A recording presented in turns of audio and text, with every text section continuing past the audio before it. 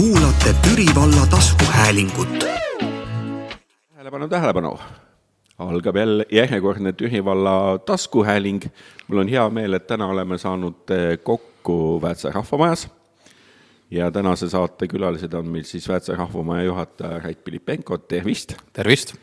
Ja Kaitseliidu Türi malevkonna pealik Tõnis Orumaa. Tervist! Tere! Ja mul on hea meel seda, et me oleme saanud niimoodi sõbralikult kokku vahetult ennem sõbrapäeva, vastlapäeva ja loomulikult ka enne vabariigi aastapäeva. Just nii on. Nii et tänase saatekülaliste ülesanne on siis rääkida ja tutvustada natukene siis, mis meil ennem aastapäeva, sõbrapäeval, vastlapäeval ja aastapäeval hakkab toimuma. Ja Tõnisega räägime natukene üleüldse Kaitseliidu tegemistest. Ja. Et eelmine aasta võib-olla sa võid ka natukene sellise väikse kokkuvõtte teha, et tegelikult ju aasta algusest te tähistasite ühte kena jälle sünnipäeva. Absoluutselt. Palju siis seekord oli? Nüüd oli 101 juba. Nüüd juba 101, noh. 101, et meil oli siin jutu sees, et 180 Eesti Vabariik, aga 108 on see aasta. Et aega veel natukene on. Et siis igaks juhuks ütlen, et Türi malevkond on vanem kui Türi, vaata. Türi saab 100 see aasta. No katsume järgi jõuda. Anname endast parim, on ju. Teeme kiiremini ja jõuame. Kultuuritöötajad suudavad teha imet, eks? Suudavad, see aasta nüüd tagasi on teha. Et me võime korraldada ka kohe nii, kui see 2. juulil on see linna sünnipäev 100 läbi, siis teeme kohe 101 ka. 3. kuupäeval. Jah, 3. kuupäeval teeme 101. Kohvikute päeva järgselt teeme 101 Türi. Et vaatame, siis on sõna sellel Kaitseliidu maleval, et mis nad suudavad vastu panna. Ja, ma igaks juhuks ütlen, et kohvikute päev on 4. juuli, mitte teine. Jah, õigus. Aitäh, Tõnis. Ei ole teisel tõesti, sest see aasta nihutati see nii-öelda osalejate ja vaatajate soovil laupäevale. Et kui ta traditsiooniliselt ongi kogu aeg siiani olnud nii-öelda õigel päeval, ehk siis 2. juulil, siis see aasta on ta laupäeval ja see on tõesti 4. juuli. Nii et, no näed, kaitseliitlase mõistus toimib väga hästi. Aga vaadates ikkagi nii-öelda Tõnis eelmisele aastale tagasi korra, et noh, olgem ausad, ajad on ju meil ikkagi nii-öelda ärevad, ega ei saa öelda, et lehe võtad lahti või mõne teise meedia väljaande ja kuulad neid uudiseid ja siis noh, ma peaks ütlema, et just siin üks päev käis läbi mingi uudis, et keegi no nüüd nimetatakse mitte selgelt nägijateks, vaid on peenem nimi antud inimestele nagu analüütik. Ja. Ütles, et see aasta midagi ei juhtu. Ma ei hakka täpsemalt selgitama, aga no kas, kui sina nii-öelda kaitseliitlasena kuulad selliseid asju ja kui palju sa üldse või te jälgite nii-öelda seda infot, mis tuleb nagu suurest meediast? No võtaks kõigepealt eelmise aasta kokku, siis eelmine aasta oli kindlasti Järvamaa kõige suurem riigikaitseline õppus, siis Siil.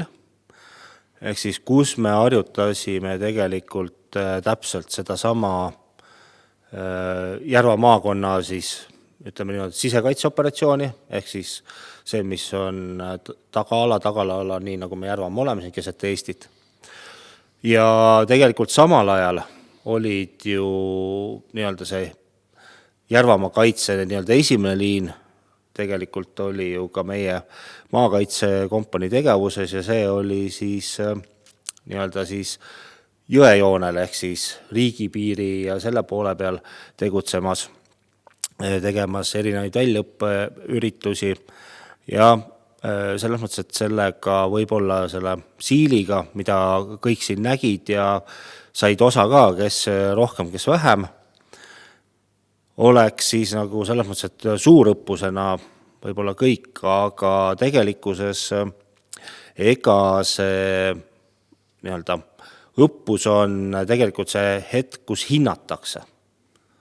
Ehk siis hinnatakse ja antakse tagasisidet, mida on veel vaja parendada, mida on veel paremini vaja teha. Aga nüüd väljaõppe poole pealt kindlasti mehitamata pool, ehk siis mehitamata vahendid, nende nii-öelda selles mõttes integreerimine, kuidas nad ikkagi meie ka sellesse lahinguplaani ja tegevustesse jõuavad, pluss siis ka ütleme üleüldiselt üle-eestilised regulatsioonid ja ka nii-öelda tasemeeksamid, mis sinna tekkisid, ehk siis kui võtame tsiviilis on erikategooria mehitamata vahendi siis piloodil, siis tal on õigus lennata silmapiirist välja ja vedada ka kaupa. Siis täna on kaitselenduses samamoodi ja on see teise kategooria piloot olemas täiesti ja nüüd kui eelmine aasta läks selleks pigem nagu ettevalmistuseks ja mul instruktori kursuste läbimine ja kõik ütleme ettevalmistamine, siis see aasta meil on olnud juba esimene kursus, ehk siis kokku on nüüd meil üle 20 piloodi, täpselt arvu ei ütle teile, üle 20 piloodi, kellel on siis see teine kategooria olemas siin Järvamaal. Ja see, kui te mõtlete, et seda on nagu vähe, jah, aga see on nagu selles mõttes, et päris alguseks, kuhu tegelikult võiks kaasuda näiteks uusi inimesi selle sama uue võime juurde, kes tunneb, et ta täna nagu võib-olla seda püssivärki teha ei taha, siis tegelikult neid tegevusi teisi siin mehitamata õhusõidukid üks, siis tegelikult neid on päris palju. No neid tegevusi on tänasel päeval ikka päris hulgi lisandunud või üks see, mis sa nagu räägidki ikkagi nii-öelda mehitamata sõidug, ehk siis ütleme välja, et siis drooniga tegemist, et lendab. Ja ma just mõtlesingi Tõnise jutu peale sellest, et kui me oleme siin varasematel aastatel raadiosaates kohtunud, nii Tõnise kui ka eelnevate pealikega, siis tegelikult ma mõtlengi sellisele 4-5 aasta tagusesse aega, kui see ei olnud veel üldse teema. Sellest keegi ei teadnud veel üldse midagi, et sellest on kujunenud täna selline täiesti tõsiselt võetav asi, mis on muutunud järjest ju tegelikult kaalukamaks. Jaa, aga selles mõttes, et me ei saa ära unustada hästi maiseid asju, sealt mehitamata vahendite juurest tagasi tulles, siis tegelikkuses kõige suurem mure jälle, mis mul on kindlasti ükskõik mis kriisi ajas elanikkonna valmisolek ja hakkama saamine. Et tegelikkuses ma pean kiitma Türi valda, ehk siis siin mõned aastad tagasi vabariigi aastapäeval siis pidasin vähega kriitilisema kõne, kui ei saanud vallavalitsust kuidagi valitud. Aga praegust ma pean nagu kriisi poole pealt ütlema küll, et kui ma tervet Järvamaad võtan, siis Türi on nagu ikkagi sammuke ees.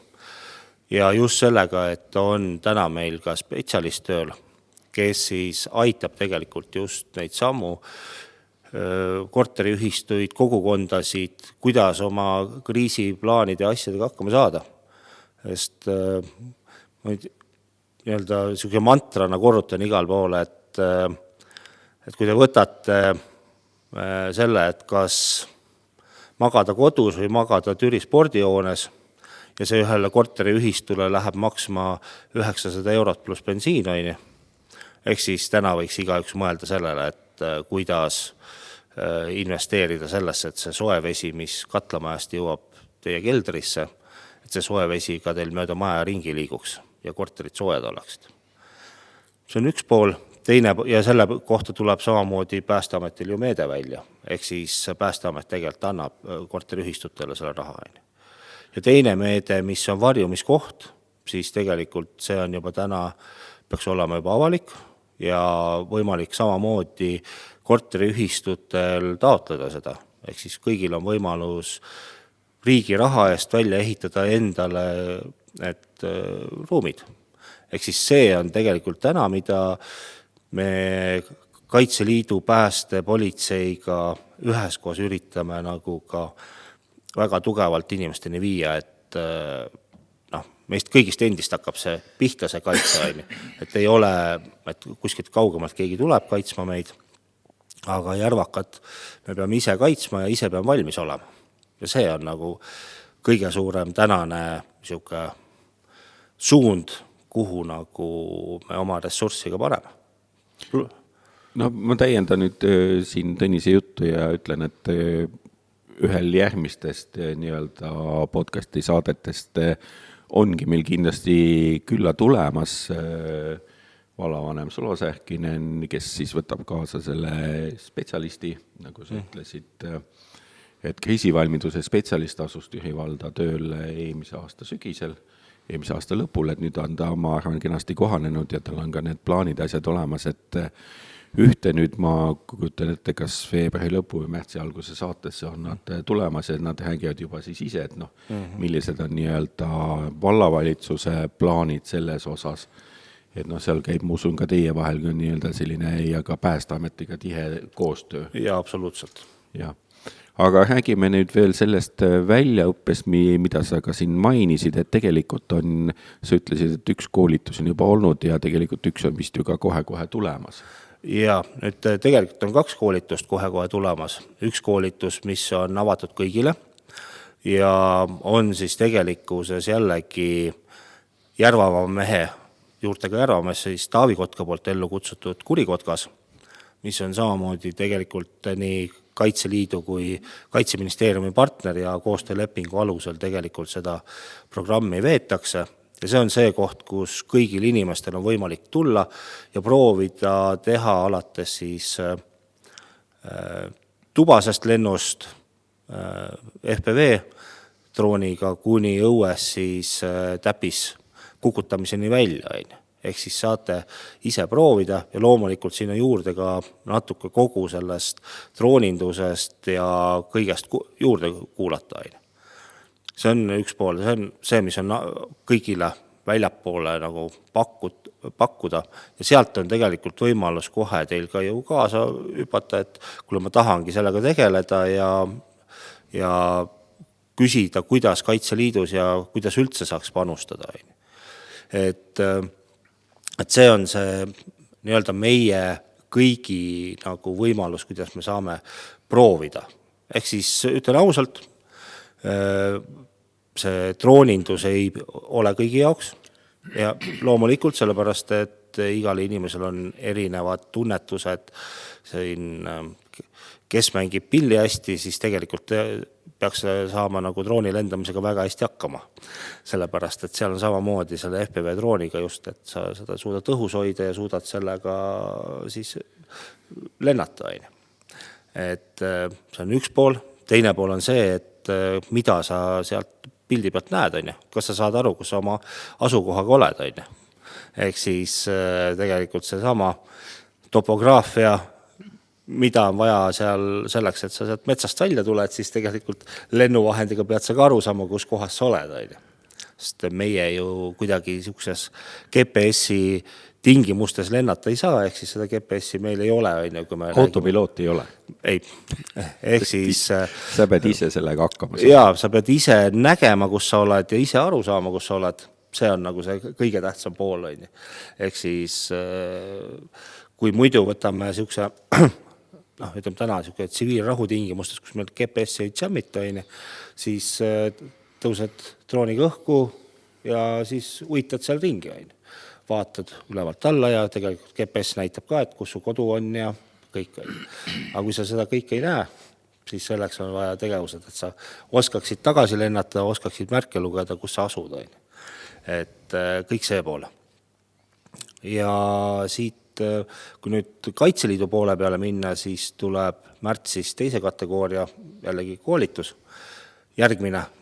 Ehk siis, ja kui nüüd selle esimese koolituse juurde tulla, et siis Järvamaa tegelikult on juba Kesk-Eestis ja ega toona oli ka pooled piloodid olid siit Järvamaalt umbes ja teine pool olid tegelikult üle Eesti Kaitseliidu poole pealt, kes soovisid siis osa saada sellest kursusest. Ja nüüd seekord on juba ka, et Lõuna-Eestist on mingi 20 inimest kirja panda ennast, et kes tahaks väga meie kursusel tulla, et just siia Kesk-Eestisse.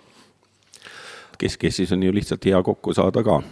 Jaa, pluss siis see koolitusmetoodika, see esimene kursus oli ka minu jaoks nagu eluaegsele koolitajale, et nagu tahaks aru saada, et kas see, mis mina räägin, et kas see nagu õpilasteni ka jõuab, kuna kõik tegid eksami ära, siis jõudis. Siis ma julgesin, et hea küll, et ma teen ühe kursus veel. Aga nüüd see on puhtalt teooria kursus. ja aprillis tegelikkuses läheme niisuguseks nädalaks ajaks metsa ja kus me teeme nagu alates siis tüübikoolitusest kuni siis erinevate operatsioonide läbiviimiseni kõik selle läbi on. Ehk siis tegelikult see nii nagu relvaõppe hakkab siis teooriast pihta ja lõpeb niisuguse praktilise lahinglaskmisena lõpus on, et siis see drooniõppe on täpselt samamoodi ja sellega siis saab nii-öelda selline kevadine väljaõppe pool, mis nagu mehitamata õhusõidukid läbi. Loomulikult samal ajal on kõik relvakoolitused, relvaõpped, mis toimuvad üksuste taktikaõpped, meditsiiniõppe, taktikaline meditsiin väga oluline, tegelikult ülioluline, kui vaadata nagu Ukraina sündmusi, siis see pole nagu ülioluline, mida nagu ka siin ütleme, see aasta nagu meil hästi palju rõhku pannakse. Nii, aga kui nüüd tahta ikkagi sellel esimesel avatud koolitusel osaleda, kas veel saab osaleda? Jaa, vist, kui ma nüüd õigesti mäletan, 3 vaba kohta veel on. Nii et kiirustage seltsimehed droonihuvilised. Ja selles mõttes, et kindlasti on plaanis teha vähemalt veel üks. Ehk siis, kui nüüd see esimene kursus siin Järvamaal tehtud saab, siis teeme järgmise, vaatame märtsis, kuidas meil klapivad need nädalavahetused. Sest tegelikkuses, kui me võtame nüüd järgmise avatud ürituse, on ju meil riigimeeste matk juba, on ju 22. märts, kus me siis tutvume meie siis Türi valla lõunanurgaga, kust on pärit Eesti vabaduse jaoks olulised riigimehed, on ju. Ehk siis Larka, Vilms ja Rei, et kõik on tegelikult ühe siukse 20 pluss kilomeetrit ringi sees, kui Kabalaga võrrelda, et see iga-aastased Sinilille matkad siis tegelikult on läinud meil pooleks, ehk siis tegelikult see riigimeeste matk jääb ühe koha peale iga-aastaseks ja siis sügisel vastupanuvõitluse päeval siis tuleb meil metsavenna matk. Ja see on nüüd nii-öelda mööda Järvamaad mitte Järvamaad, vaid Türi valda ringi hulku matk, ehk siis kohtades, kus metsavennad on olnud ja kus nad on tegutsenud, siis nendes erinevates paikades. Ehk siis siuksed... See on nii-öelda muutuva marsruudiga siis... Ja asukohaga just. Et see on, iseenesest on see väga hea, et sellised võimalused nagu on.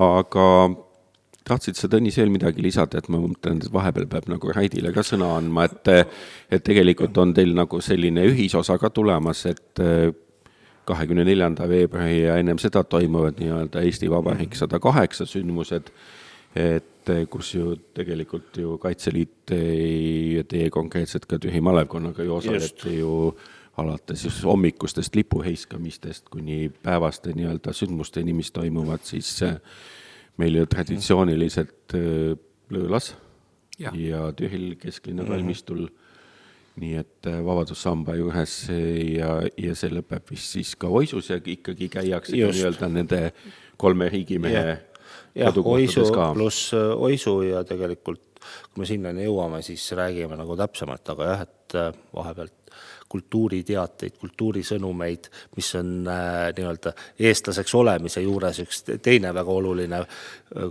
siuke aspekt on lisaks riigikaitsele. Ennem saatekülalisi tutvustades unustasin pähe, et meil on kaadris ka pill. Et see on see vana tarkus, et kui etenduses on püss, siis ta teeb lõpus pauku, et ma usun, et meil teeb see pill saate lõpus ka häält. Just, ma tahtsin parandada, et ära jumala eest ütle, et teeb pauku, et see on mul viimane. See on pill. Ja Tõnis ei võtnud seda drooni kaasa. Väga hästi, teeb küll häält. Aga jah, kultuurisündmuste juurde tulles, siis enne kui me saame minna siis Eesti Vabariigi 108. aastapäeva juurde, siis enne seda on meil sõbrapäev. Ja sõbrapäeva tähistamise võimalused meil siis on sellised, et Käru rahvamajas ja Kelgumäel kutsuvad siis Käru katad ja mehed ka sõbrapäeva vastlatrallile. Et seal Kelgumäel siis on võimalik võistelda pikima vastlaliuga, seal on oma loominguliste kelkude paraad, kõik pered saavad siis võistelda, rahvamajas on sõbrapäeva postkast, valmistatakse traditsioonilist vastlatoitu, mängitakse sõbralikke vastlamänge, meisterdatakse ja tehakse vastlakukleid ja päeva lõpus on ühine hernesupi ja vastlakuklite söömine. Nii et selline tore perepäev. Samal laupäeval siis 14. kuupäeval on siin samas Väätsa rahvamajas siis üks tore tantsuõhtu. Et see tantsuõhtute sari tuli siis selles mõttes sellel aastal esimest korda, et iga kuu toimub Väätsa rahvamajas üks tantsuõhtu. Kontseptsioon on väga lihtne, kell 8 hakkab tantsuõhtu peale ja kell südaöö lõpeb ta ära. Väga palju muid tegevusi siin ei ole, saad tulla rahulikult ja nautida erinevate bändide head muusikat ja pärast minna hea tundega koju. No tantsuõhtu eesmärk ongi tantsida. On, jah. Et me ei ole siia selles mõttes pannud rõhku erinevatele vaheesinemistele ja laua saab ka igaüks ise katta, et võtta head paremat kaasa, mida enda laual tahad näha ja tule lihtsalt veeda üks mõnus õhtu ja esimese tantsuõhtu pealt, mis toimus 10. jaanuar, võin öelda, et see mõte ja kontseptsioon inimestele meeldib ja ka sellel laupäeval on juba päris palju laudasid broneeritud, aga veel on mõni vaba koht, nii et võib veel kiirustada, aga märtsis juba järgmine, nii et... Märtsis juba järgmine, et tegelikult ma saan aru, et see Väätsa rahvamaja tantsuõhtud ongi täiesti sündinud täiesti uus selline ettevõtmine ja mitte ikkagi nii-öelda ükskord, et teeme ja vaatame, vaid terve hooaeg on nende tantsuõhtutega täidetud. Just, selles mõttes praegu plaan sai võetud, et 2026 iga kuu toimub siis tantsuõhtu ja tantsuõhtuks siis loeme ka muidugi sisse juunikuus jaanipäeva ja siis detsembris aastalõpu peo, et me kahte sündmust nagu ühte kuusse. Jah, just, et aga kvalifitseerub saab ümber, kõigepealt saab suvel ümber lõkke tantsida just. Ja siis talvel ümber kuuse. Ja ma arvan, et kui siis rahvas võtab need tantsuõhtud hästi omaks, siis jätkame ka selle ka järgmisel aastal, aga eks kuskil poole aasta peal tuleb teha väike kokkuvõtte, vaadata, kuidas on läinud ja võib-olla on selle aja peale rohkem selgust, Viimases Türi rahvalehes on see aastakava kenasti täiesti olemas, et kellel nüüd need kuupäevad võib-olla meelde ja sealt saab iga kuu näppu kergada, et iga kuu on toimumas. Just, ja üleüldse sündmustega Türi Kultuurikeskuse koduleht on väga hea abimees kõikide nende sündmuste puhul ka, mis ma kohe siit vabariigi aastapäeva omad ette loen. Ega see niimoodi kohe meelde ei jää, et lihtsam on vaadata Türi Kultuurikeskuse kodulehelt. Aga jätkame siis, et kui laupäeval on olnud ära siis Väätsa tantsuõhtu, siis kellel tantsimisest väheks jäi, siis pühapäevasel päeval oled oodatud Türi Kultuurikeskusesse ja seal on siis pärimus ja vanade seltskonna tantsude õhtu. Tants jätkub. Ja selle kellaaeg on siis 16.00 ja tantsutuba veavad Airi Jakobson-Männik ja Merle Lättekivi. Siin on veel infoks nii palju, et võtta kaasa tantsukingad, pastlad, söödavat, joodavat ühisele suupiste lauale ja kui on soovi, siis seda sündmust on ka võimalik selles mõttes rahaliselt siis toetada, et väike heategevusmoment ka sinna juurde, et kui peaks olema mingil põhjusel raha rohkem kui endal vaja läheb, siis osa rahast selle võib ka siis anda selle sündmuse tarbeks. Tantsufondi, just. Aga nüüd siis Eesti Vabariigi 108. aastapäeva pidustused. 18. veebruaril kell 18 toimub siis kontsert Oisu rahvamajas. Seal esinevad siis kohalikud kollektiivid ja sündmus on tasuta ja kõik on sinna lahkesti oodatud. 20. veebruaril kell 19 on Eesti Vabariigi 108. aastapäeva kontsertaktus Türi Kultuurikeskuses.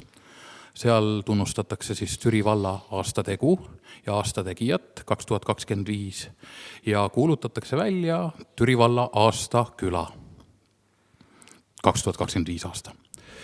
ja seal esinevad siis suured ja väiksed lauljad ja tantsijad Türi põhikoolist, Kavala koolist, Türi kultuurikeskusest ja samuti sündmus on tasuta. Päev hiljem, 21. veebruaril kell 17 on maakondlik Eesti Vabariigi 108. aastapäevale pühendatud kontsertaktus Minu süda Eestimaa, see on Türi kultuurikeskuses. See sündmus on nüüd küll kutsetega. Seal antakse siis pidulikult üle Järvamaa vapimärk ning kontsertprogrammis saab näha ja kuulda esinejaid nii meilt kui naabrusest. Ja olemegi jõudnud siis sünnipäevale 24. veebruar on siis 108. aastapäeva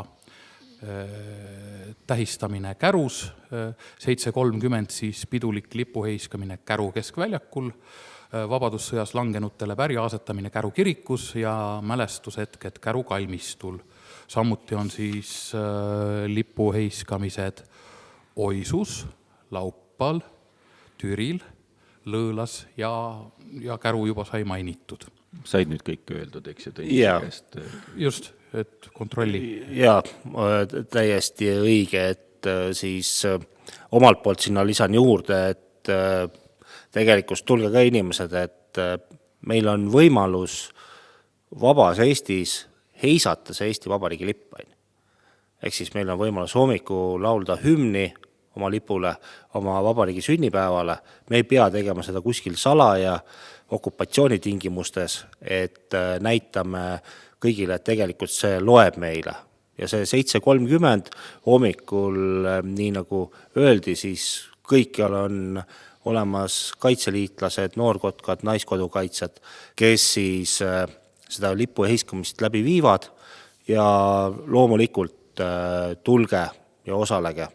Ehk siis hommikust saati tegelikult juba see 7.30 tegelikult täna läheb juba väga varakult valgeks, et see 7.30 ei ole enam nii hilja midagi õues olla. 24. veebruaril päike tõuseb 7.31, on mul kuskilt meelde jäänud, nii et ongi täpselt see moment, kui päike tõuseb. Just. Väga kaunis. Ja sellega 24. veebruari sündmused ei lõppe, sellepärast et 7.30 küll heisatakse siis pidulikult lipud, aga kell 10 on näiteks mälestushetk Türi kesklinna kalmistul. Ja see nüüd ka tegelikult juba meil 3. aastat nüüd, siis algab tegelikult ju Türi malevkonna kodust varasemalt, kus siis nii vallalipp kui siis koolide lipud, Türi malevkonna lipp ja loomulikult Eesti Vabariigi lipp siis liiguvad ühises pidulikus jalutuskäigus Türi siis kesklinna kalmistule vabadussõja ausamba juurde, mälestusmärgi juurde ja kus siis juba kell 10 alustame siis meenutustega ja siis oma siis ikkagi lähedaste, kes on elu jätnud selle nimel, nendega mälestamisel. Ehk siis samamoodi kell 10 juba oleme me kesklinna kalmistul ja teeme siis ühe ilusa mälestushetke. Ja siin juures ma pean ka nagu välja tooma selle, et ega siis Türi kultuurikeskus ja tegelikult kõik on ju samamoodi kaasatud, kes toetavad seda üritust. Et ilma, nii nagu ma enne ütlesin, et ilma selle rahvuse ja kultuurita pole ju meil midagi. Ehk siis see kultuur samamoodi toetab meie sellist kogukonda ja kogukondlikku tegevust. Ja ega sellega veel need üritused 24. ei lõppe, et see kell 10 on ühel kesklinna kalmistul ja sealt edasi jätkub, siis Rait kohe ütleb. Kell 11.30 on pidulik kogunemine Oisu pargis ja seal Ausamba juures. Sellele järgneb siis 5-kilomeetrine matk Äiamaale ning peale matka järgneb viktoriin ja tordisöömine Oisu rahvamajas. Ja seda sündmust siis korraldavad Okas ja Oisu rahvamaja. Aga vabariigi aastapäevadega sai nüüd ja nende sündmustega sai hetkel asjad läbi, aga natukene tahaks juba etteruttavalt liikuda kevade poole. Et kohe, kui vabariigi sünnipäev on peetud, siis kevad juba ootab 26. veebruaril kell 18 avatakse Türi Kultuurikeskuses siis üks tore näitus, et seal siis osalevad Türiga lähedalt seotud kunstnikud. Näitusel osalevad Anne Reinberg, Kristo Männa, Leho Rubis, Liis Pihlik, Madli Liiva, Margus Tiitsma, Mari-Lill Pihtje, Martin Männa, Reelika Holtsmeister, Reena Kurpi, Reesa Tiitsma, Tiit Jaanson, Urmas Jürjens, Ülle Järve ja Ülle Kuldkepp, et selline väga põnev näitus ja kindlasti paljudele silmailu. Ma vaatan, et Haidil on tegelikult terve lehetäis meil need sündmusi, aga meil hakkab see saata kenasti ka otsa saama. On sul veel midagi väga olulist, et tegelikult on meil traditsiooniks olnud see, et iga kuu nagu alguses me oleme vaadanud nagu kuusündmused uuesti üle, ka kultuurisündmused, ja ma loodan, et mõnesse märtsi alguse saatesse pääseb ka siis Kevadpealinna toimkond esindaja neid sündmusi rääkima, sest et jah, lisaks sellele, et ei jääks nüüd selle aasta tähtsündmused Ühilinn 100 varjuga Kevadpealinna toimetamised, need kulgevad kõik see nii kenasti ja kevad tuleb, nagu Heit ütles, kevad tuleb kohe kindlasti. Kohe kindlasti tuleb, jah. Et kui sa sealt vaatad oma veel pikale lehele korraks otsa, et kas seal midagi sellist väga olulist Mainin ära ühe sündmuse, mis ongi Türi sünnipäevaga siis seotud ja on üks selline tore sündmus, mis on pika ajalooga, mis nüüd Türi sünnipäevaks on taaselustatud ja selleks on siis kevadlaul.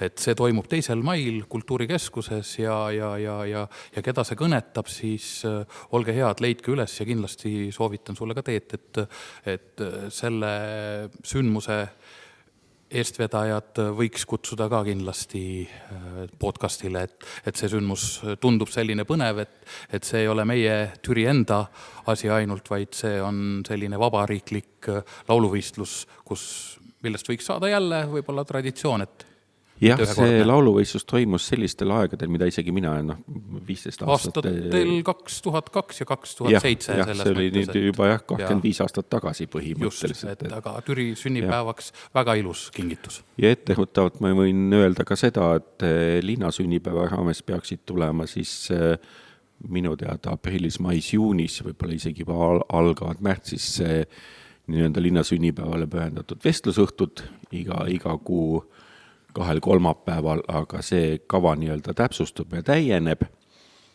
Aga ma tänan täna saates tulemas Ait ja Tõnist, et ja kõigile teistele ka siis loomulikult kena saabuvat sõbrapäeva, vastlapäeva ja vabariigi aastapäeva.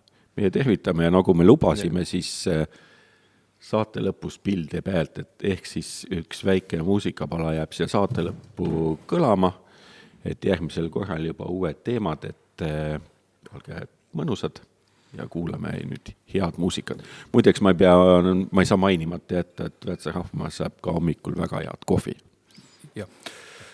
Järgnev lugu, mille ma siis siia saate lõppu valisin, on kirjutatud Peeter Kopp-Villemi poolt, kes siis oli väliseestlane ja ta on teinud äärmiselt palju ilusaid laule just nimelt Eestist, et kuigi ta on väga palju ise olnud Eestist eemal, siis kuidagi tema tehtud lood on just sobivad siia vabariigi tulevastele kuupäevadele, kus vabariigi sünnipäev meil on, nii et loo pealkiri on Läbi päeva ja öö. Üle maade ja mere, läbi päeva ja öö, üle metsade lante, läbi rada viib öö. Üle aja ja elu, olgu halvaks või heaks, on paik, mida austan, see on mu isamaa. On paik, mida austan, see on mu isamaa. Ei ma ole seal sündinud, ei mu jalad seal käind, ei mu silmata valu ega rõõmusid näind. aga isegi kaugel mulle selge on see, et juured on pikad üle mandri ja vee, et juured on pikad üle mandri ja vee. Kuigi sirgunud võõrsil käinud võõramaa teel, on mu soovid ja mõtted, kus mu rahvas ja keel. Oh Eesti, kas kuuled, kuis mu süda sul lööb, üle mere ja metsa, läbi päeva ja öö, üle mere ja metsa, läbi päeva ja öö. aitäh, head saabuvad vabariigi aastapäeva!